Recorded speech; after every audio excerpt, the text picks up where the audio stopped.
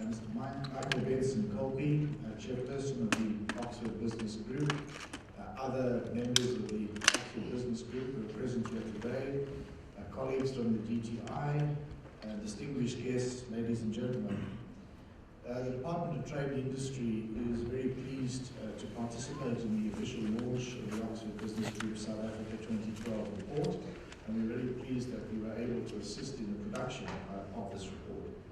The Oxford Business Group has spent the last 9 months in South Africa meeting the public and private sectors to better understand the opportunities and challenges of doing business in our country.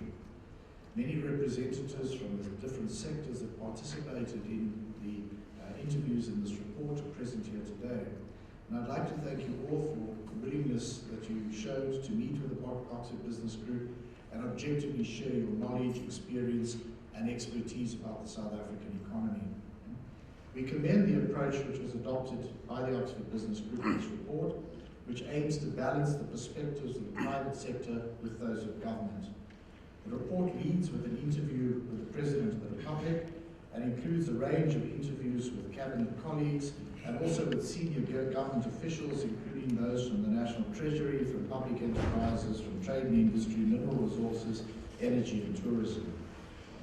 The central message contained in the report, expressed by both government and the private sector, is that South Africa offers a significant and serious long-term growth and development potential, despite the challenges which we confront at the present, and some of those are challenges not of our own making, but the winds of which the world economy is blowing in our direction. The report articulates a clear message that South Africa is open for business. The President's interview in the report highlights a number of South Africa's recent economic and regulatory achievements and concludes that, quote, "We have great potential to attract foreign direct investment. The government is committed to improving the investment climate as well as the cost of doing business. We welcome foreign investment through our highly regarded stock exchange and welcome direct investors who can bring new skills, markets and technologies into our economy," end quote. For government, it is important that we situate the Oxford Business Group's report and the public and private sector perspectives it contains in the overall context of our economic development strategy. As many of you are aware, sitting here, the new growth path, which we adopted a couple of years ago, aims to accelerate our economic growth along a path that generates more sustainable, decent jobs in order to address the fundamental challenge of unemployment which we face, and through that, problems of poverty and inequality that characterize our society and our economy. Within that context, the primary mandate for the Department of Trade and Industry is to work towards facilitating an environment in which domestic and foreign investors can make a contribution to developing the productive forces in our country. Foreign investment, if targeted and nurtured, can drive economic growth, which can in turn contribute towards much needed job creation and economic inclusion for all South Africans. As a department, DTI undertakes various investment and export promotion activities to support South Africa's growth and development objectives.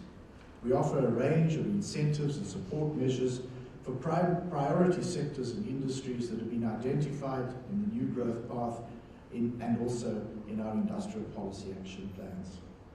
Through the implementation of these policies, the DTI aims to support our industrial development, especially in the manufacturing sector, to enhance the country's competitiveness and improve the operating environment for business. In the past year alone, we believe that we have made a number of significant achievements in this regard.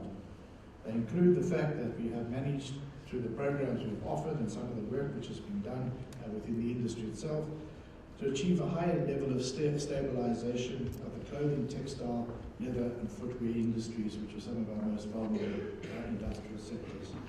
We have seen significant investments of totaling around 15 billion rand in the automotive industry and a willingness of automotive manufacturers to consider deepening their involvement in South Africa. We have seen an increasing contribution of investments in business process services, which is a sector which can create jobs rather quickly.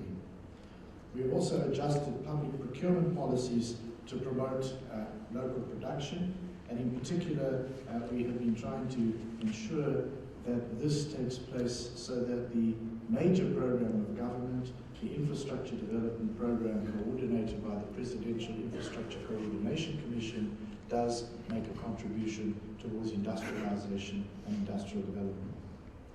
Our department is also involved in the tabling of a bill, which is now out for public comment, on special economic zones. We believe that this will create a new range of possibilities for special economic zones, broader than the existing industrial development zones, to become an instrument to create an appropriate environment for more economic diversification, as well as a more attractive environment for foreign investors in a number of industrial activities. While our country boasts a number of attractive features for investors, including a sound regulatory framework, strong services sector, especially in financial services, excellent economic infrastructure, which of course we're still trying to improve, and our newly acquired BRICS status, we still confront serious challenges of unemployment and poverty. The Oxford Business Group's report reflects on many of these domestic and international dynamics in order to build better understanding of the main challenges we confront and also the numerous opportunities that our country offers to both domestic and international investors. The report contains in-depth analysis of key sectors of our economy, drawing on the insights of South Africa's leading CEOs and government officials, as well as those of international investors. In conclusion, we trust that the Oxford Business Group South Africa 2012 report will reach a wide audience and assist in deepening and expanding the reach of our country's image, as well as that of the African continent as an attractive investment destination. We look forward to the success of this particular report. Thank you very much.